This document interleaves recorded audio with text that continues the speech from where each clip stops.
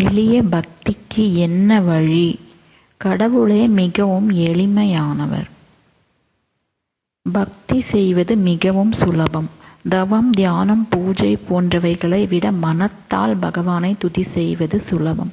மனதுக்குள்ளேயே பகவானை வழிபடுவது இன்னும் விசேஷம். எளிமையாக இருந்தே எளியவனான கடவுளிடம் பக்தி வைக்கலாம். ஆடம்பர வாழ்க்கை அரக்க குணம் மிகுந்தது. நம்முடைய பூஜை, பக்தி இவைகளை கண்டு மற்றவர்கள் பாராட்ட வேண்டும் என்று நினைக்கக்கூடாது. பகவான் பாராட்டினால் போதும். ஒரு கூடை பூவை போட்டு 1000 நாமாவளி பூஜை செய்ய வேண்டும் என்று அவசியமில்லை. ஒரே ஒரு பூவை போட்டு ஒரே நாமாவை சொன்னாலும் அவர் ஏற்றுக்கொள்வார். பூஜை செய்வதற்கான பொருட்களையும் தேடிக்கொண்டிருக்க வேண்டிய அவசியம் இல்லை.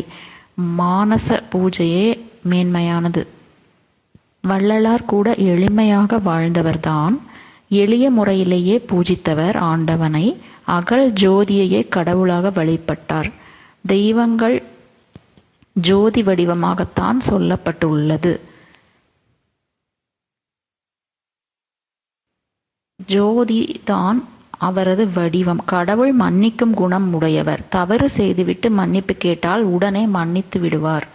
கடவுள் என்றாலே ஒரே பரம்பொருள். பல உருவங்களிலும் இதை வழிபடுகிறோம். கோவிலுக்கு போய்தான் தெய்வ வழிபாடு செய்ய வேண்டுமா என்ற அவசியமில்லை. வீட்டிலேயே இருந்து கொண்டு நாம் சுலபமாக இறைவனை ஜபிக்க முடியும்.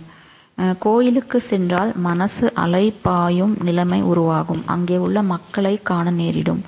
ஆகவே வீட்டில் ஒரு மூலையில் அமர்ந்து ஒரு அகல் விளக்கை ஏற்றி வழிபாடு செய்வதே மிக அமைதியையும் இறைவனை எளிதில் நாடவும் முடியும்.